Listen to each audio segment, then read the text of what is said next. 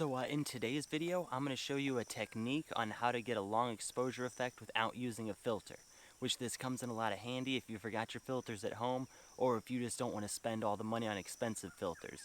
So this is a real nice technique on how you can still get the effect of a long exposure without using a filter. Well, let's go.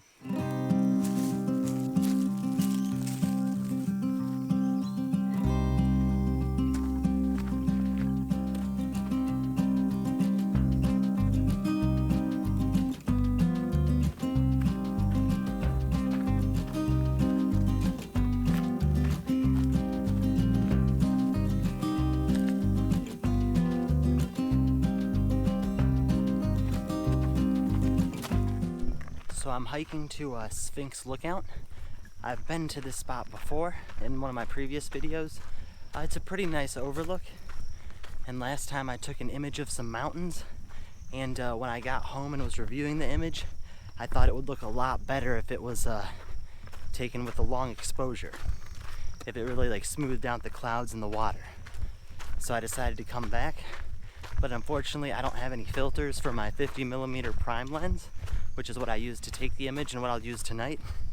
So I have to use the technique that I'm going to show you guys, how to combine them and how to make it look like a long exposure without using a filter. So I thought it'd be a good opportunity to make this video and kind of explain how I'm going to do that.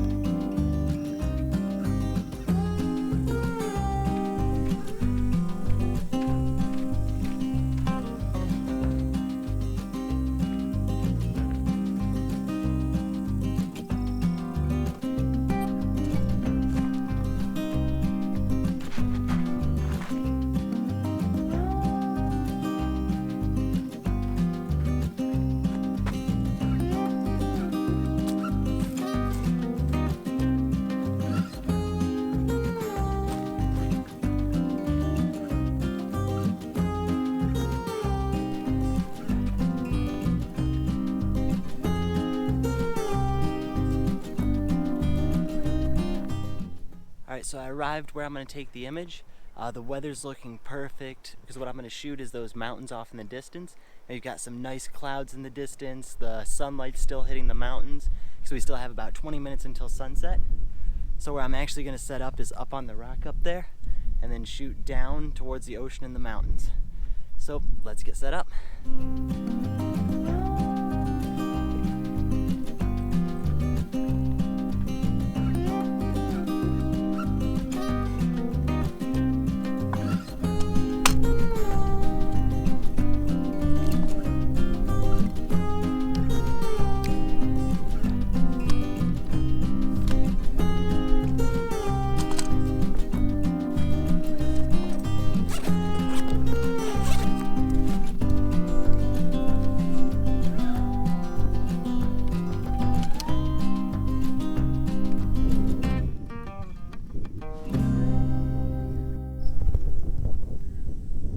Now there are a couple things that you need in order for this technique to work. First, you need a nice and sturdy tripod, and also a DSLR camera that's capable of taking shots simultaneously in a row, and also Photoshop and Lightroom. But that's about all. So what I've done is I've already set my composition, and then once you set your composition, you need to make sure you don't move your tripod. Otherwise, when you edit the images, they won't fit together that well. So you gotta really tighten all the knobs down, make sure the camera does not move. And then what I'm gonna do is I'm gonna go into settings.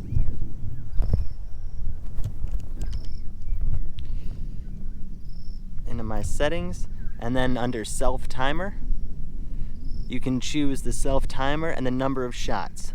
What I'm gonna do is the number of shots to 9. And you just wanna use the maximum in your camera. So now it has 9 shots, half second apart, and then the 2-second timer as well. So basically all we're going to do is take a bunch of images in a row, just back to back. So every time I hit the shutter, it's going to take 9 consecutive images, and I'm going to do that probably 3 or 4 times, then take all those images and combine them into Photoshop and that's how we're going to do the long exposure effect in Photoshop. So depending on what your shutter speed is, I'm still going to wait until the light gets a little more dramatic and until right at sunset. So if I have, just as an example, a 1 second exposure on my camera, then I take 9 images in a row and then combine them in Photoshop, it'll turn it into a 9-second long exposure. So this comes in a lot of handy, of course, if you don't have a filter, and you can still get that real smooth effect. So this is really going to smooth out the clouds and then smooth out the water down there. I just really wish we had a lot more clouds so the effect can be a little bit more obvious, but that's alright, we can still see how it goes. Alright, so we're starting to get some real nice light on the mountains and some light in the clouds as well. So I'm going to take some images. Pretty simple composition, just have the mountain square in the center of the image with the ocean on the bottom, the sky on the top. And then I have this little bit of mountain down there with the trees in the image, but I'm going to crop that out so I'm not too worried about it. And I'm just focusing on the mountain in the distance. So I'm at 115 a second for the shutter speed, f11, ISO 100. So I'm going to take 27 images in a row. So right now it's going to take 9, then I'm going to do it again, take another 9, and then another 9. And then when I combine them all together, it'll be a total of about a 1.8 second exposure, because you're combining 27 images at a shutter speed of 1/15 a second. So you'll multiply 1/15, which is the shutter speed, by the amount of images you're doing, multiply that by the 27, and that's how long of an exposure it's going to look like. It's looking pretty good so far.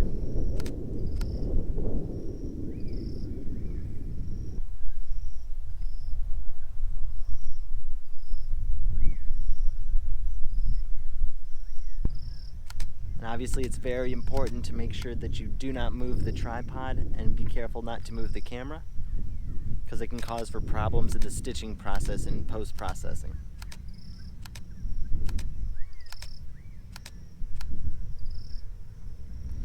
Alright, well there we have it. So all the light's gone on the mountains now, the sun's set behind the horizon, so I have no more light on the mountains. So I'm gonna pack everything up and then we'll go to the computer and I'll show you guys how to edit them on Photoshop. Alright, so now I'm back at the computer and gonna do some editing of the images we just took. So first thing, we're gonna open up Lightroom, and I've already edited the image in Lightroom. So I did all my raw processing, shadows, highlights, and that sort of thing. And then I copied that effect to the other 27 images. So now what I'm going to do is I'm going to select all 27 of the images that I'm going to use for the long exposure. Then I'm going to right click and go Edit In and Open as Layers in Photoshop. And this is just going to open all the pictures in Photoshop as layers. Okay, so we have all 27 images open as layers in Photoshop. So first thing what I'm going to do is I'm going to duplicate the first layer. And this one I'm not going to combine with the other 27 images, just so it has something to reference once I stack them all together. So now that I have my copy layer, what I'm going to do is select the 27 other images that are not the copy layer. I'm just going to select them. Then I'm going to go up to Edit, then Auto Align Layers, and then just Auto. And what this is doing is this is Photoshop lining up all the layers just to make sure that they're perfectly matched, because even if they're off just the slightest bit and they're not in the exact same frame, it can cause the image to be blurry after we do all the effects and everything to get that long exposure look. And then sometimes it will warp the images weird like this. It's just how Photoshop lines it up, so this can easily be cropped out. But now what we're going to do is select all the layers again.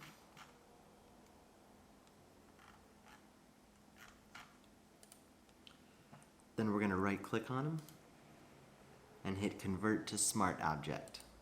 This is just going to combine all the layers just in one layer, but not actually combining the images. It's just grouping all of the layers in a single layer. Alright, so now we have all the layers are now a smart object. So all 20 of those 7 layers are in this single layer down here. So what we're going to do with the layers selected, we're going to go up to Layer, then Smart Object, then stack mode, then mean. And this is just going to combine all the images into one image. Alright, now it's done. As you can see, it combined all those images and made the water a lot smoother and the clouds a bit smoother as well. Because if we look at our original image, you can see how there's detail in the water and detail in the clouds, but then when you combine all those images taken at 1/15 of a second, when you combine those 27 images, it turns out to having about a 1.8 second exposure. So it really smooths out the water and the clouds and just really gives it that long exposure effect.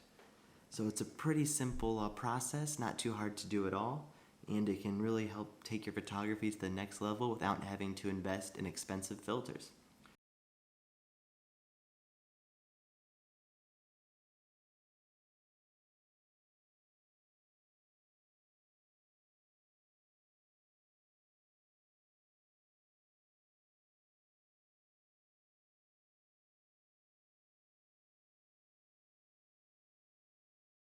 Well, thank you very much for watching. I hope you enjoyed the video, and I'll see you later.